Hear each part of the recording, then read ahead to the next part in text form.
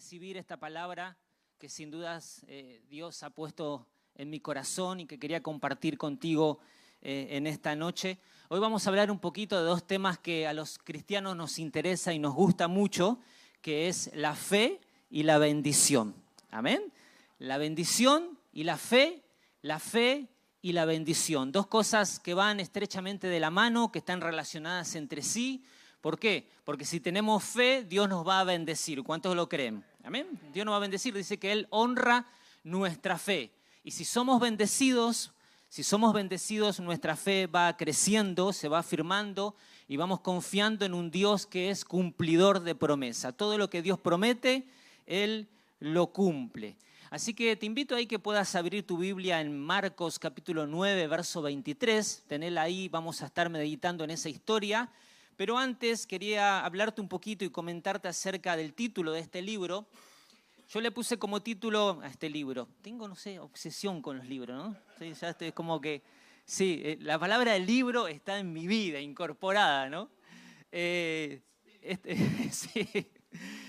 mensaje, yo le puse como título a este mensaje, todo si podemos creer. Todo puede ocurrir en nuestras vidas si tan solo podemos creer. ¿Amén? Uno solo dijo amén, Fabián nada más. Absolutamente todo lo que vos puedas imaginarte puede ocurrir en tu vida. Todo lo que Dios ha diseñado, ha pensado, ha planificado para cada uno de nosotros puede ocurrir si tan solo nosotros podemos creer. Y miren, esto no es un invento mío, sino que lo dice la palabra.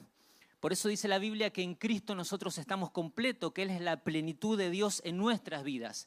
Pero también, de alguna manera, este título de Todos si podemos creer tiene su lado B, yo le llamaría, ¿no?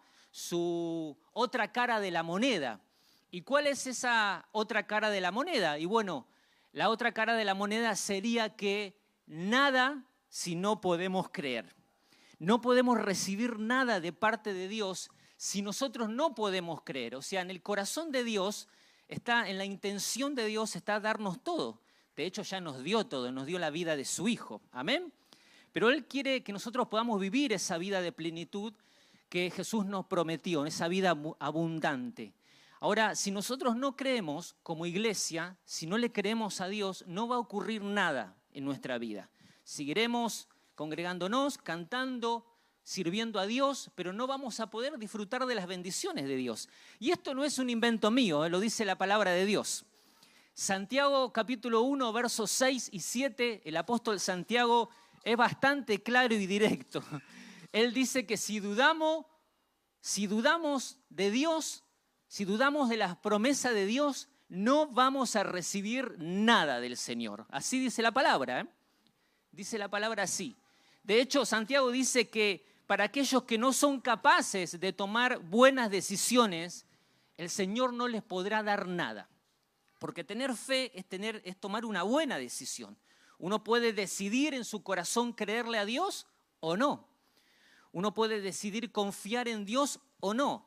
Pero antes de meternos de lleno en este pasaje que es tan lindo de Marcos capítulo 9, versículo 23 y ver un poquito de la historia de este milagro de Jesús, quisiera que pudiéramos poner como una base a este sermón, ¿no? Una base para que nosotros podamos entender esto acerca de la bendición.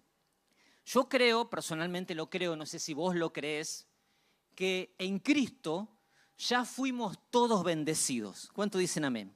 Ya fuimos todos bendecidos. Desde el pastor hasta el hermano que quizás se convirtió hace algunas semanas atrás, todos, absolutamente todos tenemos el mismo derecho legal de recibir todas las bendiciones de Dios.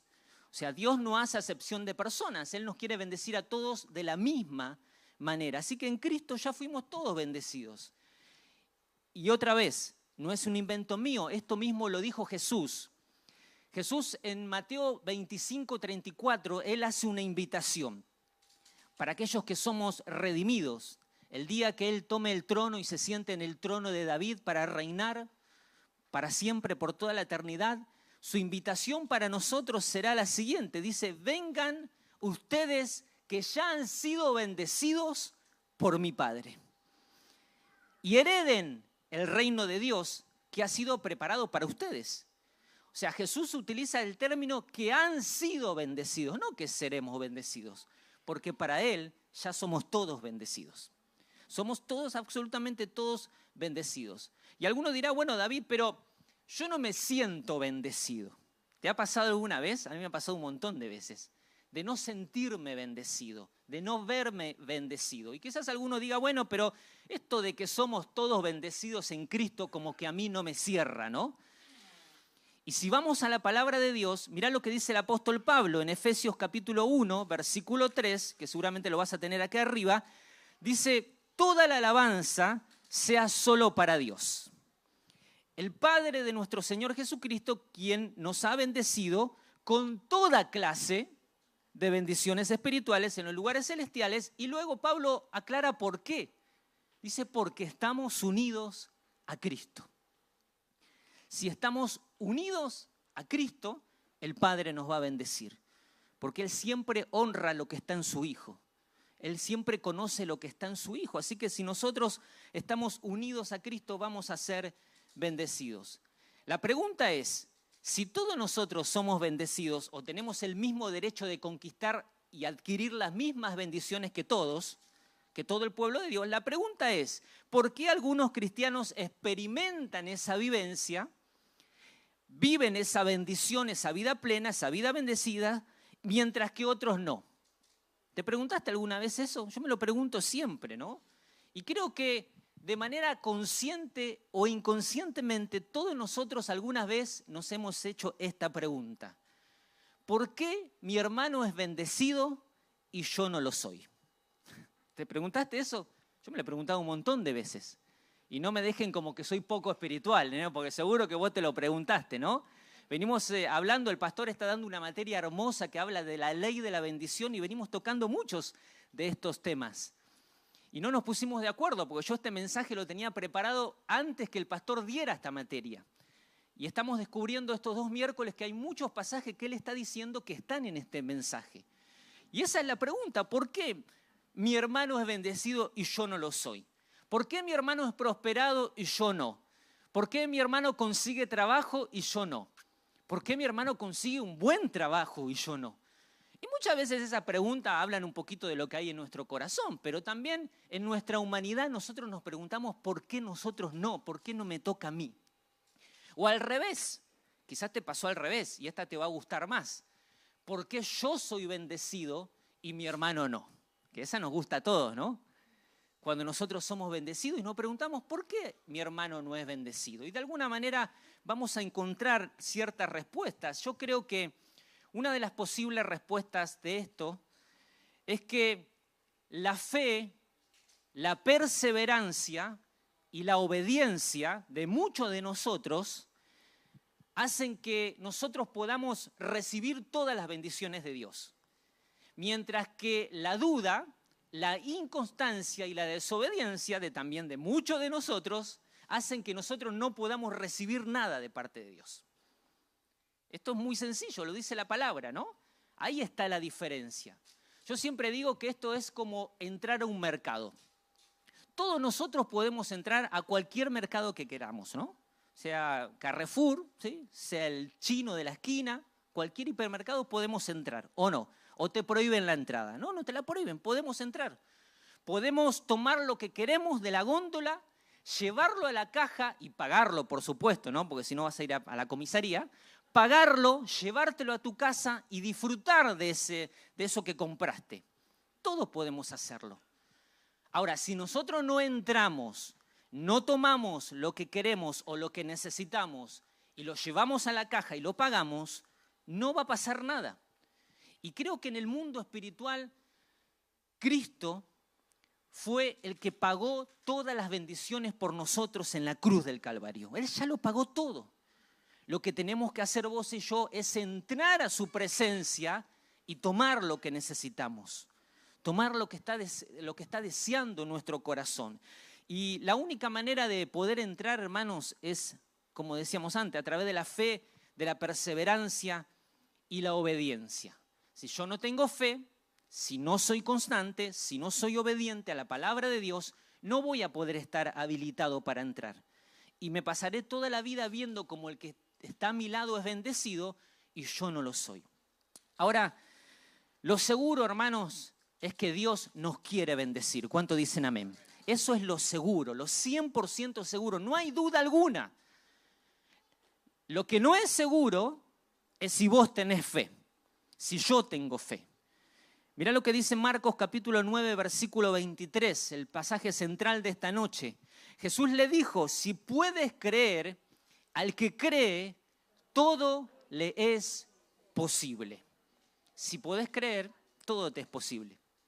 Absolutamente todo nos es posible. O sea, si podemos creer, si podemos derrotar la incredulidad, si podemos derrotar las dudas, los temores, los pensamientos negativos, si podemos vencer la lucha aquí en nuestra mente a través del poder de la palabra de Dios, entonces todo será posible. Como ministerio, vos y yo tenemos que entender eso, que si nosotros le creemos a Dios, vamos a crecer aún más de lo que ya somos. Si creemos en la palabra de Dios. Otra versión dice, esta me encanta, porque Jesús dice, ¿cómo que si puedo? ¿Sí? Porque el hombre le está pidiendo un milagro, ahora como lo vamos a ver. Seguramente vos conocés la historia si tenés algunos años en el Evangelio. Y Jesús le dice, ¿cómo que si puedo? Preguntó Jesús. Todo es posible si uno puede creer. O sea, uno que tenga fe, que le crea a Dios, puede contagiar a toda una congregación. Pero uno que no le crea a Dios, que dude, que tenga temor, que cuestione la palabra de Dios, también puede contagiar a toda una congregación. De ahí la responsabilidad tuya y mía de creerle a Dios. No solamente le tengo que creer a Dios por mi vida, sino también por el bienestar de la congregación, por el bienestar de la familia de Dios. Ahora, otra versión más, mirá. Esta me encanta. Jesús le preguntó, ¿puedes confiar en Dios? Y de alguna manera esa es la misma pregunta que Dios nos hace a nosotros en esta noche. ¿Podemos confiar en Dios o no? Yo sé que todos nosotros podemos y decimos amén y gloria a Dios por eso. Pero cuando viene la lucha, la prueba, la dificultad, cuando parece que estamos solos, y a veces no parece, estamos solos, ¿podemos confiar en Dios o no? Porque si podemos confiar en Dios, quedémonos tranquilos. Todo lo que nosotros necesitemos, el Padre nos dará. Y Jesús dice, ¿puedes confiar en Dios? Para el que confía en Él, todo es posible. Amén. Ahora, si la Biblia dice que si podemos confiar en Dios, todo nos es posible. La pregunta es, ¿por qué nos cuesta tanto creer en Dios? Por lo menos me lo pregunto yo, ¿no? Me he encontrado en mi vida donde me ha costado muchísimo confiar en Dios, creer en Dios, en los momentos difíciles. ¿Por qué nos cuesta tanto creer en Dios? Y de alguna manera en los próximos minutos el Espíritu Santo va a tratar, o a través de mi vida el Espíritu Santo intentará darnos una respuesta de por qué nos cuesta tanto creer en Dios. Pero antes de meternos en este pasaje, vamos a ver un poquito del contexto de lo que está sucediendo antes de esta historia. Antes de que ocurra este milagro, Jesús toma a 3 de sus discípulos más cercanos, que son Pedro, Jacobo y Juan, y se los lleva a orar, ¿sí? Y yo siempre digo que Jesús toma a su círculo más íntimo, más cercano, porque Jesús no tiene gente más importante que otra, tiene gente más cercana que otra. Amén. Yo me puedo acercar a Dios de una manera que quizás vos, o al revés, vos te podés acercar más a Dios que yo. Y Jesús tenía un grupo cercano, que son estos 3 discípulos, y los lleva aparte al monte a orar. Y allí Él se transfigura, o sea, cambia su apariencia. ¿Qué nos enseña esto? Que cuando nosotros oramos, conocemos a un Jesús diferente. Cuando nosotros estamos en la presencia de Dios, conocemos a un Jesús que quizás el hermano que tenemos al lado no lo conoce. Por eso nosotros muchas veces tenemos esos grandes problemas de entender a Jesús. Porque cuanto más oramos, más nos metemos en intimidad con Él, lo podemos conocer de una manera diferente. Y dice la Biblia que mientras ellos estaban orando, el rostro de Jesús se comienza a iluminar. Mateo dice que era blanco como la luz y su rostro resplandecía como el sol. Cambia de figura, cambia de apariencia. Y por un momento, 3 de sus discípulos pueden experimentar la gloria de Jesús, pueden experimentar un poquito de su gloria. Yo siempre digo que Él le mostró un poquito de su gloria, porque si le mostraba toda su gloria, toda su majestad, ellos iban a caer muertos. Pero le muestra un poquito de su gloria. Y Jesús, ustedes conocen la historia, que Pedro le dice, quedémonos a vivir aquí, y Jesús le dice, no, hay mucho trabajo que hacer, mucha gente que ganar, mucho que predicar, tenemos que descender del monte. Y antes de descender, Jesús le dice, les voy a pedir un favor, muchachos. Por favor, no le digan a nadie lo que acaban de ver. Y sobre todo porque había aparecido el Padre, ¿no? En aquella nube, diciéndole, este es mi Hijo amado, en quien tengo complacencia, solo a Él tienen que oír. O sea, por un momento está la Trinidad en un mismo espacio, en un mismo lugar, en un mismo tiempo. El Padre, el Hijo y el Espíritu Santo. Imagínate ese momento para 3 de sus discípulos. Entonces Jesús le dice, muchachos, no le cuenten a nadie lo que ustedes vieron y escucharon hasta que yo resucite. ¿Sí? Esa es la razón. O sea, Jesús le enseñó a sus discípulos a ser reservados y guardar secretos. ¿Sí? Por eso dicen algunos teólogos que tenía 12 discípulos y no 12 discípulas, ¿no? Pero bueno, eso es otro tema que algunos dicen ahí. No sé, lo dicen los teólogos, que a mí no me mires a mí, ¿no? También dicen que por eso los que primero vieron resucitado a Jesús fueron mujeres y no hombres, ¿no? O sea, está en la Biblia, a mí no me miren, está todo en la Biblia. Pero bueno, Jesús le dice, sean reservados con este tema. Y descienden a donde estaban los 9 discípulos restantes, que se habían quedado abajo. Y aquí es donde quiero que veamos el primer punto de este mensaje. Muchas veces a nosotros nos cuesta creer de que ya somos bendecidos o que Dios nos ha bendecido porque nos rodeamos de las personas incorrectas. Nos rodeamos de personas que no nos suman, que no nos aportan nada. Todo el tiempo nos está pasando eso. Y mira lo que dice el versículo 14. Cuando llegó a donde estaban los discípulos, Marcos 9:14, los 9 restantes, vio una gran multitud alrededor de ellos. Y escribas, maestros de la ley, religiosos de la época que discutían con ellos. Ahora quiero llevarte un poquito en la historia, ¿no? Mientras unos estaban orando con Jesús, otros de los discípulos estaban discutiendo con líderes religiosos. La pregunta es, ¿dónde querés estar vos?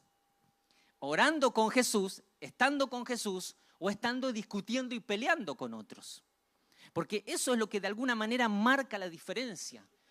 En el ministerio nosotros podemos tomar una decisión de tener una vida espiritual con Dios o podemos elegirnos pelearnos unos a otros. Y las consecuencias van a ser totalmente diferentes. Ahora, ¿qué estaban discutiendo? Bueno, seguramente Jesús tenía mucho era bastante polémico, ¿no? Lo que enseñaba, los milagros que hacía. Los discípulos estaban discutiendo. ¿Y qué nos enseña esto? Que no nos podemos poner a discutir con gente religiosa.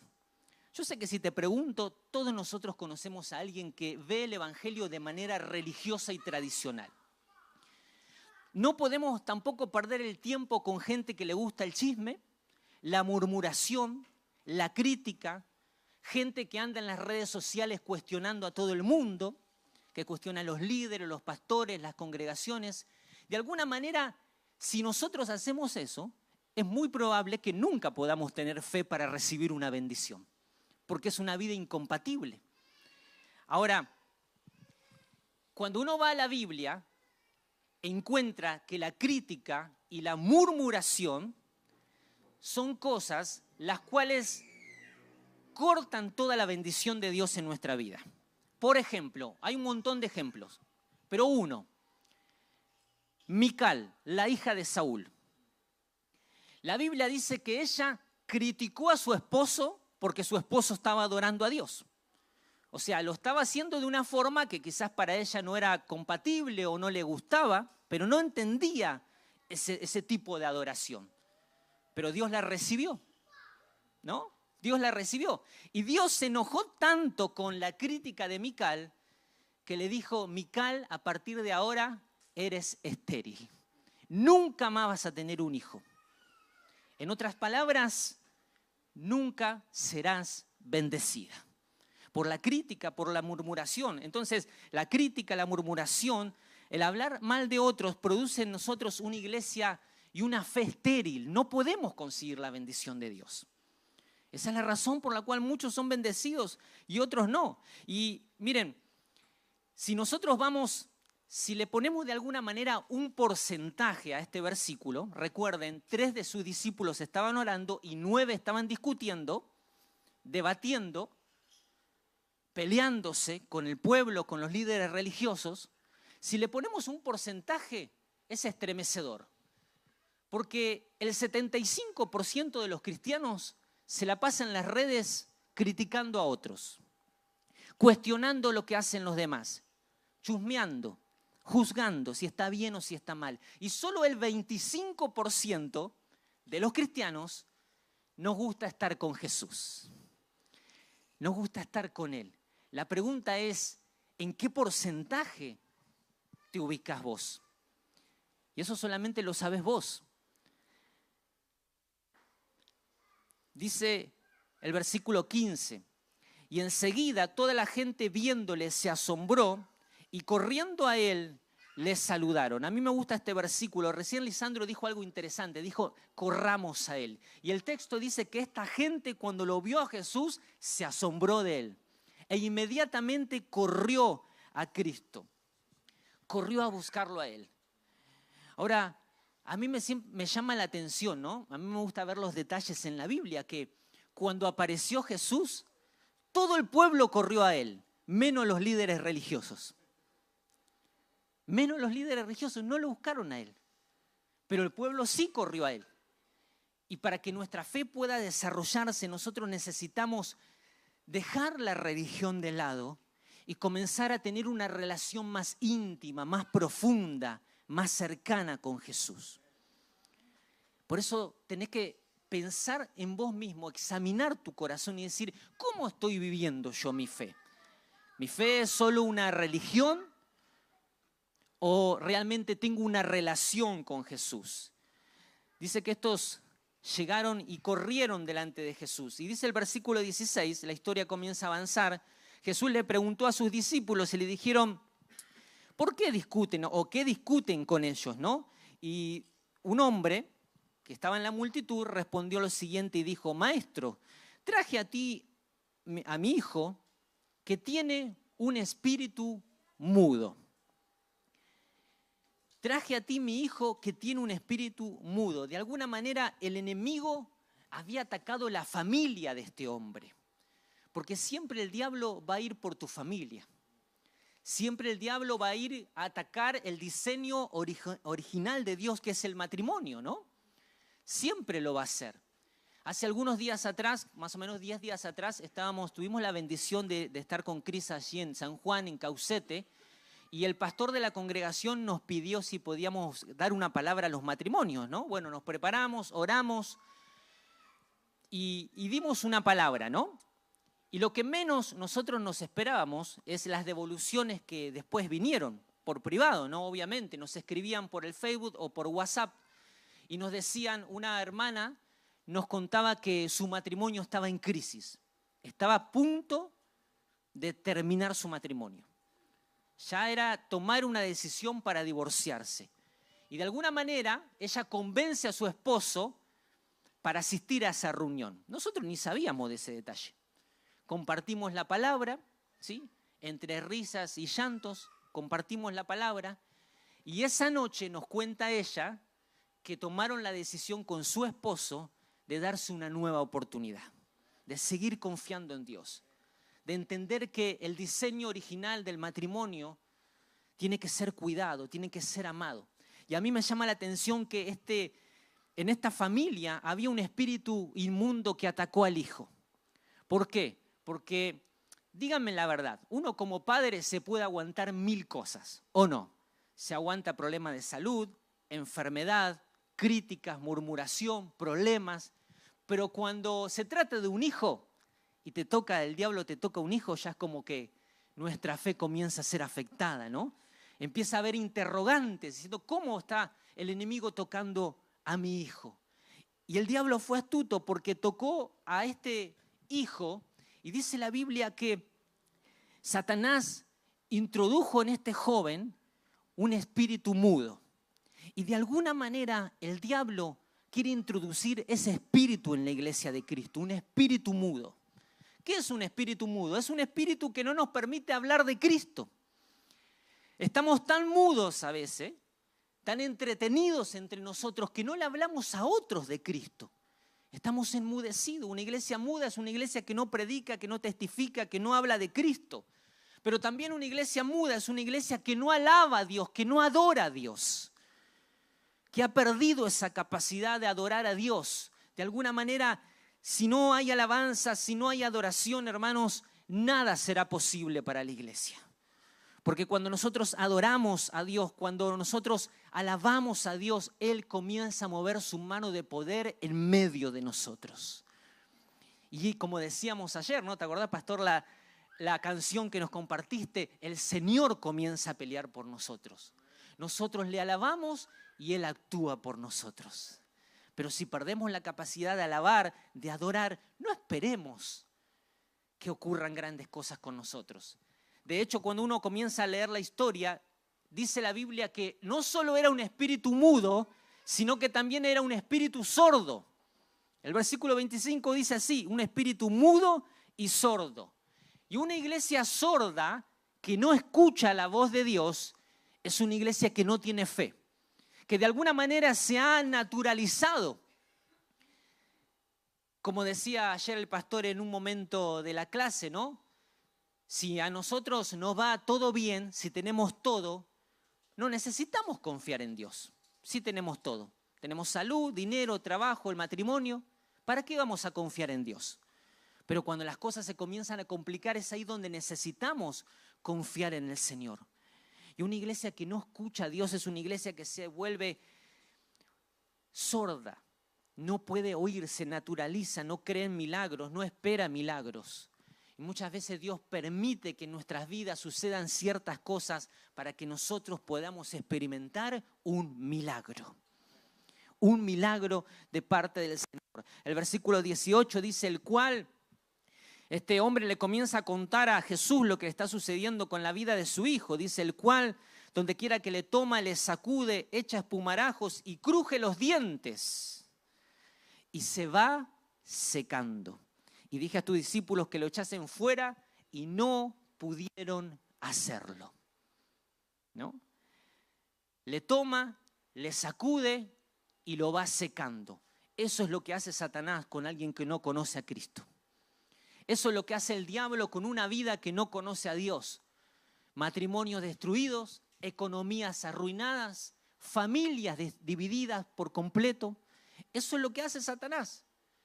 Pero de alguna manera también eso es lo que hace Satanás con nosotros, con la iglesia de Cristo. Nosotros corremos el riesgo de ser una iglesia que se vaya secando. Que se vaya secando por dentro. Como dijo Jesús, ¿no? Con esa higuera que estaba verde por afuera, pero que no tenía fruto. Y muchas veces nosotros parecemos que estamos verdes por fuera, pero por dentro no llevamos fruto.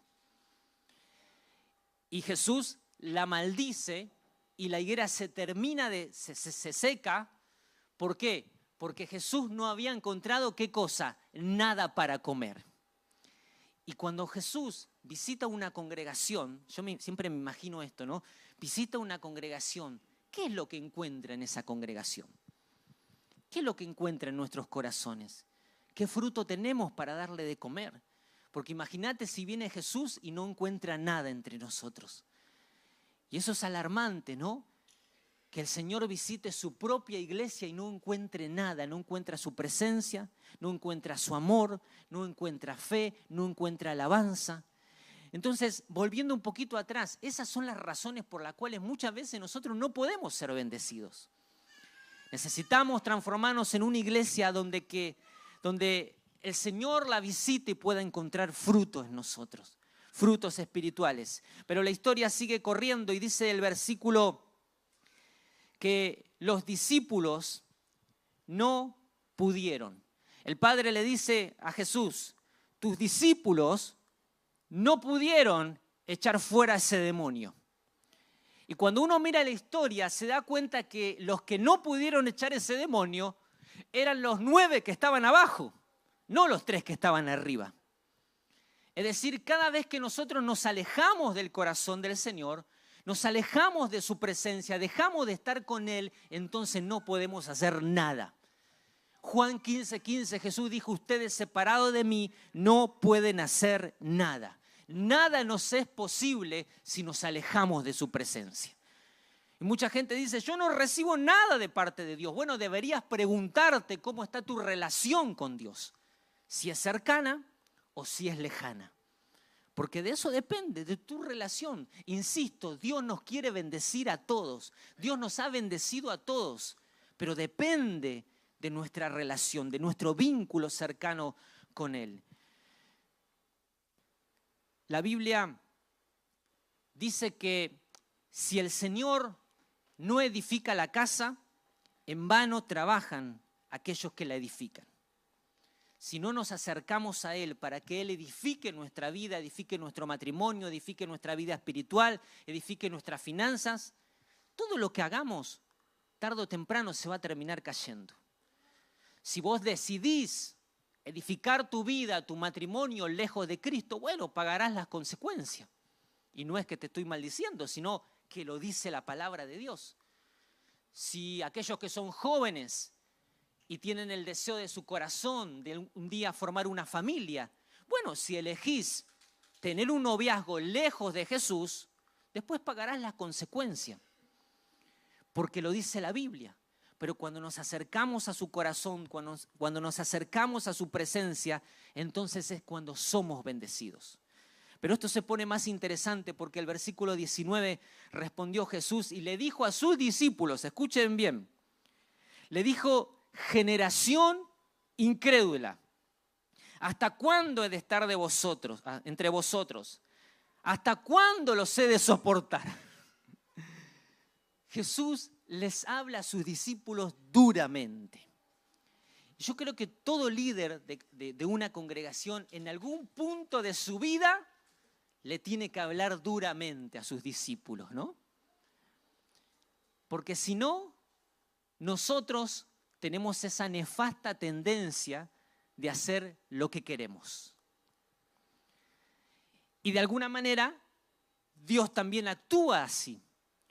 En un punto de nuestra vida, Dios se tiene que poner firme, rígido y hablarnos duramente. ¿Te habló alguna vez el Señor duramente? A mí un montón de veces. Un montón de veces me comí unos buenos retos.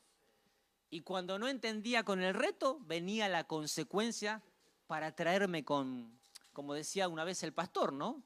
Que esto te lo cuento, te lo robé, ¿no? Te robé la idea, ¿no? Porque el pastor decía que Dios te llama a través del amor o a través del dolor. Y yo lo viví en mi vida. Muchas veces Dios me llamó con amor. Y otras veces me llamó con dolor, pegándome un buen reto. Pero ¿por qué Dios es tan rígido? Porque Él quiere lo mejor para nosotros. Él tiene planes de bendición para nuestras vidas. Y Él no va a permitir que nosotros hagamos lo que queremos. En un punto, Él dice, tengo que cumplir mi propósito en tu vida. Amén. Y dice que Jesús le dijo, generación incrédula. Otra versión dice que Jesús le dijo, gente sin fe. Hermanos, qué triste es encontrar una iglesia incrédula y sin fe. Y Dios nos libre a nosotros como ministerio, que seamos un ministerio incrédulo y sin fe, que no le creamos a las promesas de Dios. Que no le creamos al Señor cuando nos da una palabra, cuando nos da una promesa. Porque hay un montón de iglesias que no tienen fe. Que uno dice, ¿qué pasa acá? Que no crecen, que no avanzan. Y quizás sea la incredulidad de sus miembros, la incredulidad de su liderazgo, la falta de fe de su liderazgo. Y muchas veces vemos iglesias que entretienen a la gente, pero no imparten un espíritu de fe y de esperanzas. Y para impartir un espíritu de fe, tenemos que impartir la palabra de Dios. Ahora, Jesús le dice a sus discípulos, ¿hasta cuándo he de estar con ustedes? ¿Hasta cuándo los tendré que soportar? Y eso que bajaba del monte de orar, ¿no? Imagínate si no oraba. Y yo creo que todo pastor más de una vez se preguntó esto. No le vamos a preguntar al pastor Enrique si alguna vez lo pensó, no lo vamos a poner en esa situación, ¿no? Pero yo creo que más de una vez un pastor de una congregación dijo, ¿hasta cuándo lo tengo que soportar? Si lo dijo Jesús, quédate tranquilo, pastor, que lo podés decir. Tenés libertad de pensarlo, de decirlo. No te vamos a juzgar. Pero Jesús dice, no puedo entender. ¿Hasta cuándo lo tendré que soportar? Y la pregunta que nos hace Dios a cada uno de nosotros en esta noche es la siguiente. ¿Hasta cuándo seguiremos dudando de las promesas de Dios? ¿Hasta cuándo vas a seguir dudando de lo que Dios ha prometido hacer en tu vida? Porque tiene que llegar un punto donde decir realmente yo entrego toda mi vida en confianza al Señor y confío que toda la palabra, que todas las promesas que Él me prometió se van a cumplir en mi vida. La Biblia dice en el Salmo 37, confía al Señor tu vida, confía en Él y Él hará. Y si uno analiza este versículo se puede dar cuenta de que hay dos partes. Hay una parte que dice que tenemos que confiar en Él. Todos confiamos de alguna manera en Él, pero lo más interesante es la primera parte donde dice confía al Señor tu vida.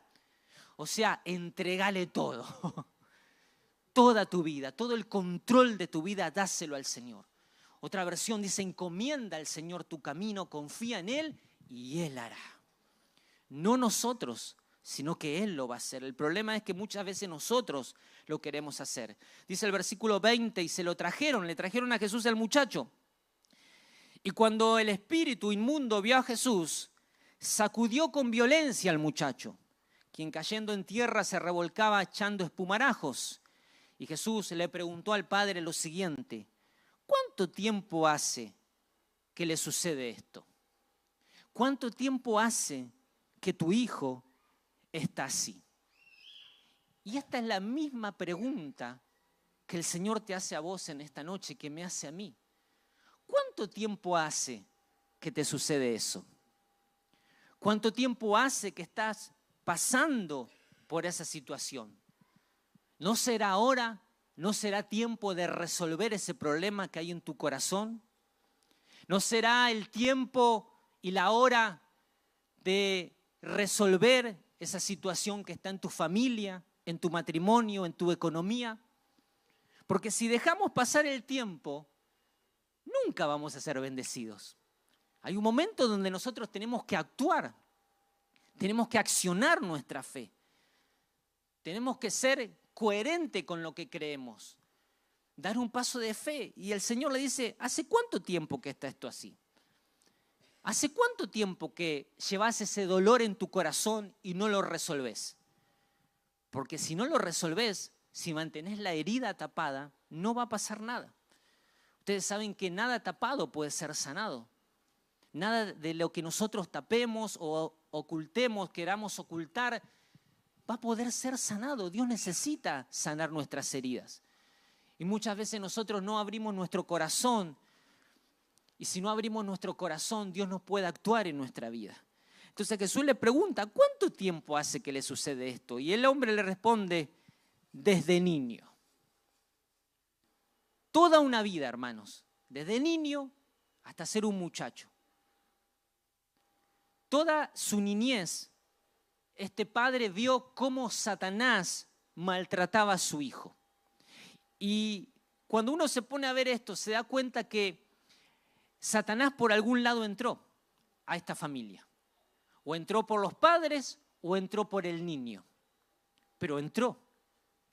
Por eso nosotros tenemos que exponer a nuestros hijos a la luz de la palabra de Dios y no a las cosas demoníacas.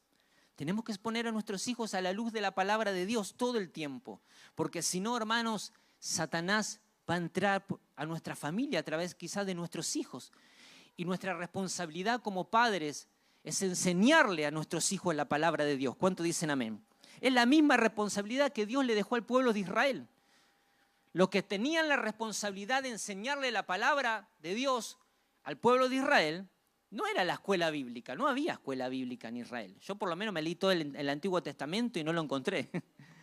Está muy bueno la escuela bíblica, está espectacular, pero nosotros debemos enseñarle como padres la palabra de Dios a nuestros hijos. ¿Saben que el libro de Josué, capítulo 2, verso 10, dice que después de la muerte de Josué, murió toda esa generación y se levantó una generación literal que no conocía al Señor? ¿Alguien me puede explicar cómo no conocían a Dios? Y de hecho dice que tampoco conocían las obras que Dios había hecho en Israel. O sea, uno lee la historia y ve que Josué fue un líder espectacular, un líder que conquistó y ganó cientos de batallas. Pero hay un área del liderazgo en la vida de Josué que falló. Él no instruyó a la generación que venía detrás de él. Y nosotros podemos conquistar miles de cosas, pero si no instruimos a nuestros hijos, a los niños, a los adolescentes, a los preadolescentes, en la palabra de Dios, el día que nosotros no estemos, el día que ustedes no estén, toda esa generación se va a perder. Y hoy vemos una generación que no adora a Dios, que no lee la Biblia. Hay una generación que no lee la Biblia, hermanos, que solo se alimenta de reuniones, pero en su casa no agarran la Biblia ni loco. Y yo recuerdo que cuando me convertí a los 19 años, hermanos, yo me devoraba la Biblia, me la devoraba. Me leía la Biblia de punta a punta. Esa pasión por la palabra de Dios. Y tenemos que orar para que Dios levante una generación de niños, de jóvenes, de adolescentes que amen la palabra de Dios. Pero ellos no la van a amar si no te ven a vos amar la palabra de Dios. Ellos hacen lo que vos hacés, no lo que vos decís. Amén. Dice el versículo 22, este padre le comienza a explicar que muchas veces le echan el fuego y en el agua para matarle. Pero si puedes hacer algo, ten misericordia de nosotros y ayúdanos. Y Jesús le dijo, si puedes creer al que cree, todo le es posible. En otras palabras, Jesús le está diciendo, yo te voy a ayudar, pero tenés que hacer algo, tenés que creer. Si vos no crees, yo no te puedo ayudar. ¿Me explico? O sea, volvemos al punto del principio. Dios desea bendecirnos a todos nosotros por igual, pero espera que nosotros podamos creerle a Él. Y a mí me encanta la reacción de este hombre, porque este hombre le dice, yo creo, Jesús, pero necesito que me ayudes en mi incredulidad. En otras palabras, él fue 100% sincero. Dijo, yo creo, pero hay momentos que no creo. Y no me digas que no te ha pasado. A todos nos pasó que en un momento salimos de una reunión creyendo de que Dios no iba a sanar. Y cuando vamos a hacer el estudio médico, otra vez los resultados no son buenos. Son desfavorables y decimos, me parece que mi fe está menguando. Todos necesitamos luchar y creer y confiar en que Dios promete. Lo que promete, Él lo va a cumplir. Pero nosotros necesitamos ser sinceros con Él y decirle, Señor, me está costando creer. La verdad que está todo muy lindo, la palabra, pero me cuesta creer. Ayúdame a confiar en ti. Y el Espíritu Santo está para eso, hermanos, para ayudarnos a confiar en la palabra de Dios. Amén. Y la historia va cerrando. Dice el versículo 25, y cuando Jesús vio que la multitud se agolpaba, reprendió al espíritu inmundo diciendo al espíritu mudo y sordo, yo te mando que salgas de él y no entres más en él. A mí me gusta porque Jesús podría haber dicho, te mando. Sin embargo, él pone la palabra yo, ¿no? Yo te mando. Porque esto no se trata de lo que nosotros podamos hacer, sino de lo que Él hace por nosotros. Él es el que tiene la autoridad. Él puso autoridad en nuestra vida, pero no te confundas, la autoridad no es tuya, sino la del Señor, la que Él te dio. Por eso Pablo dice que nosotros tenemos un tesoro en vasos de barro. Y Jesús le dice, yo te mando, para que el demonio sepa quién le estaba dando la orden, quién le estaba dando la salida, ¿no? la orden de salir. Y Jesús le dice, yo te mando que salgas de él. Versículo 26, entonces el espíritu clamando y sacudiéndole con violencia salió y quedó como muerto el joven. De modo que muchos decían, está muerto. Quizás muchos te digan, ese milagro no va a ocurrir. Ese milagro nunca va a suceder. Y vos te sentís que estás como muerto. Pero no tenés que creerle a lo que los demás digan de vos o de tu vida, de tu economía, sino tenés que creerle a lo que dice la palabra de Dios. Jesús dice, yo soy la resurrección y la vida, y el que cree en mí, aunque esté muerto, vivirá. Y si está todo perdido en tu vida, confía en el Señor, porque en Él siempre hay una nueva oportunidad. Versículo 27, pero Jesús tomándole de la mano, le enderezó y le levantó. Y a mí me encanta, yo quiero que Dios me levante. ¿Cuántos quieren que Dios nos levante en esta noche? Bueno, para que eso suceda, primero Él nos tiene que enderezar. Y hay muchas cosas en nuestra vida que tienen que ser enderezadas. Yo no sé cuáles serán esas cosas y tampoco me interesa porque son personales, ¿no? Pero si hay algo que Dios tiene que enderezar en tu vida, tenés que darle esa libertad para que Dios lo haga.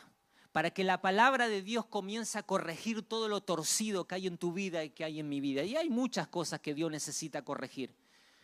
Dice que primero lo enderezó y luego lo levantó. Yo creo que en esta noche el Señor nos quiere levantar a cada uno de nosotros.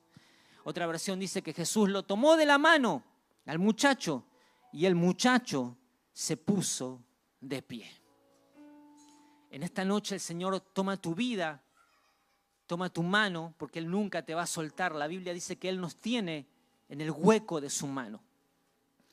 De hecho, dice la Biblia que Él nos tiene esculpido en el centro de su mano. En la mano de Dios está escrito tu nombre y está escrito mi nombre y nadie podrá borrar ese nombre. Y dice que Jesús se presentó, liberó al muchacho, lo tomó de la mano y lo levantó. Y quiero leerte los últimos 2 versículos, pero en otra versión. Los últimos 2 versículos y ya estamos orando. Dice, más tarde, cuando Jesús quedó a solas en la casa con sus discípulos le preguntaron y le dijeron, ¿por qué nosotros no pudimos expulsar ese espíritu maligno? ¿No? Y a mí me encanta esta expresión. Jesús quedó a solas en la casa con sus discípulos. A Jesús le encantaba estar a solas con sus discípulos. Y eso, hermano, todavía no ha cambiado y nunca cambiará. Son hermosas las reuniones que tenemos todos juntos y presenciales, pero Él todavía quiere seguir estando a solas contigo en tu casa. Él todavía quiere estar a solas contigo en tu casa. Nosotros no podemos limitar nuestra relación con Dios a un servicio o a 2 servicios en la semana. En la casa, cuando estamos a solas, tenemos que buscar su presencia. Amén. Ahí donde estás, ponete de pie.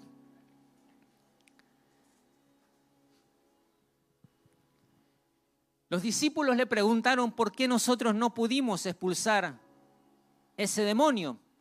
Y Jesús le contestó, esa clase de espíritu solo puede ser expulsada con oración. Muchos teólogos coinciden que Jesús no solamente estaba hablando del espíritu demoníaco, ¿no? Sino del espíritu de incredulidad que tenían sus discípulos. Ahora, ¿cómo puede ser que ellos tenían un espíritu de incredulidad? Cuando ellos habían visto ya a Jesús hacer miles de milagros, cientos de milagros, mucho más de lo que están registrados aquí en la Escritura. Habían visto a Jesús a expulsar demonios y un montón de otros milagros, lo que vos te imagines. Sin embargo, en sus corazones todavía había algo de incredulidad. Y esa incredulidad era la que impedía, la que hacía que ellos no pudieran recibir una bendición. La que hacía que ellos no pudieran ser usados por Dios. Si hay incredulidad en tu corazón y en mi corazón, entonces Dios nunca podrá cumplir su palabra en nosotros. Él hace su parte, pero espera que cada uno de nosotros hagamos la nuestra, que saquemos esa incredulidad de nuestra vida y comencemos a creer en el Señor. Pero eso solamente ocurre con oración, estando cara a cara con Él. Ahí donde estás, cerrá tus ojos. Decirle: Señor, gracias por esta palabra. Gracias porque hablaste a mi corazón. Gracias, Jesús. Lo que Jesús le estaba diciendo a sus discípulos indirectamente es: muchachos, tienen que orar más. Tienen que tener una relación más cercana con el Padre. Más oración, le estaba diciendo Jesús. Y esa es la palabra que Dios te da en esta noche para vos y para mí. Tener una relación más cercana, más íntima con Él. Nosotros queremos recibir bendición, queremos recibir milagros en nuestras vidas, pero solamente ocurrirá cuando nosotros tengamos un corazón que se rinda delante de su presencia. Por eso Santiago, el apóstol Santiago dice: oren unos con otros, oren unos por otros, porque la oración eficaz del justo puede mucho. Yo creo en lo profundo de mi corazón que cuando nosotros oramos unos por otros, la oración lo puede todo. La oración lo puede todo. Y quizás vos te sientas y digas: pero bueno, yo oro en mi casa, oro en la iglesia, oro en la congregación y siento que no pasa nada en mi vida. Bueno, Santiago sabía eso, que la iglesia pensaba así, por eso él cita a Elías. Y dice: Elías era un hombre común y corriente como ustedes, sujeto a pasiones. Sin embargo, él oró fervientemente y el milagro ocurrió. Y ese es el punto donde Dios nos quiere llevar, a que nosotros oremos fervientemente, a que tengamos una vida de oración más profunda. Oh Espíritu Santo, yo te doy gracias por esta palabra. Te pido en el nombre de Jesús que lleves nuestras vidas a una relación más íntima, más profunda contigo, Señor. Que podamos entender las palabras de Jesús solo con oración, te dice el Señor. Ya deja de pelear con tus propias fuerzas. Ya deja de intentarlo una y otra vez y de frustrarte, de amargarte. Solo con oración, te dice el Señor, te quiero en la intimidad conmigo, y cuando eso ocurra, aleluya, vas a ver mi mano poderosa, aleluya, moviéndose en cada área de tu vida. Aleluya. Por eso, si estás necesitando un milagro, levanta tus manos al cielo y dile: Señor, aquí estoy, Señor. A la fe. Aquí estoy, Jesús. El trabajo de Dios es hacerlo. Él sabrá disponer los tiempos. Sí, mi trabajo es mantener la calma en lo duro de la circunstancia. El trabajo de Dios es abrir las puertas y romper murallas. Mi trabajo es creer